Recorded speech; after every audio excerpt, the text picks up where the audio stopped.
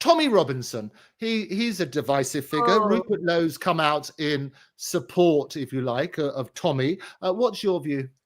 Tommy Robinson is the last thing that reform needs. Tommy Robinson is a thug. He's a convicted criminal. He has several times disobeyed court orders and been sent to prison as a result. And I do not see Tommy Robinson as having any place in reform at all. And that is the end of it. And indeed, if Nigel were to turn around and say, we welcome Tommy Robinson, that would probably be the one thing that would cause me to question my own loyalty to reform. It's not what we're about, in exactly the same way that when we had the riots and people, tried to suggest that, reform was in favour of those riots.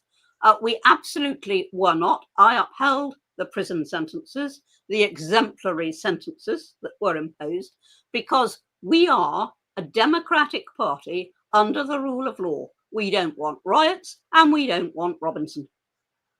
Again, very clear response on that, and I thank you for that. There's a couple of things which we should unpack on that, however, is firstly, Tommy's supporters say he's never asked to join reform. So why the narrative on that sort of side? Well, that solves it, doesn't it? That solves it. If he's never asked to join reform, absolutely fine. Okay, so let me then ask you about, as you rightly say, people should be punished if they break the law. Yes. The question is an appropriate punishment. Now, Tommy's been in solitary confinement for a significant period of time in what sound to be appalling conditions. What's your view on that? Well, first of all, you say appalling conditions. Now, we do have a prisons inspectorate in this country. And I don't hold much brief for the way our prisons are run and for the priorities in those prisons. But when you talk about appalling conditions, one, any prisoner has an absolute entitlement to see his solicitor. So you would expect that that's what would happen if the conditions were appalling. B, any prisoner has the right to see the governor. And C, any prisoner has the right to complain to the prison inspectorate. And, we have a full inspectorate that ministers cannot influence and governors cannot influence, and they go into prisons and they have a look. So, I am not going to buy into appalling conditions, unless the inspectorate says that is so. Okay. So for Tommy's supporters, and there are zillions of them, you see these various marches and things like that. What's your message to them? My message to them is, if you want change in this country, and I do big time, I want big changes in this country, you do it through the democratic processes and you do it under the rule of law. And there are no exemptions to that. And if you deliberately break the law, then I'm sorry, but you have chosen to do that. And if you're an adult, you've chosen to do that. And the consequences will probably flow. Okay.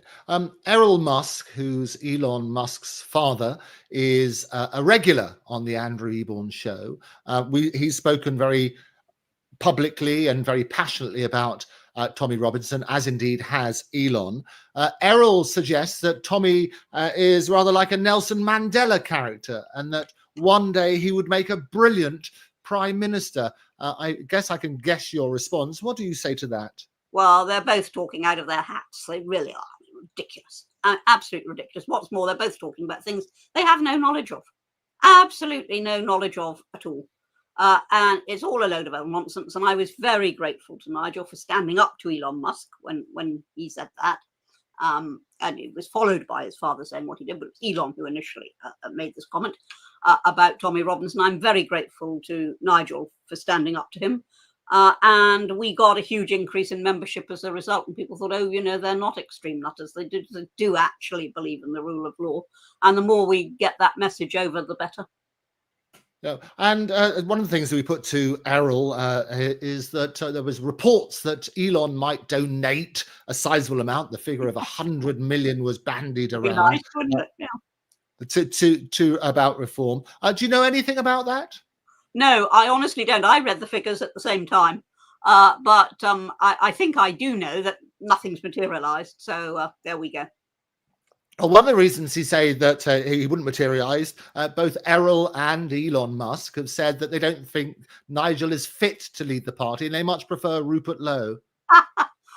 2% of people in this country have heard of Rupert Lowe, according to recent polls. How many do you suppose have heard of Nigel Farage? Again, they're talking about things they know nothing about. I mean, they're over there across the pond, making all these assessments, and they know nothing.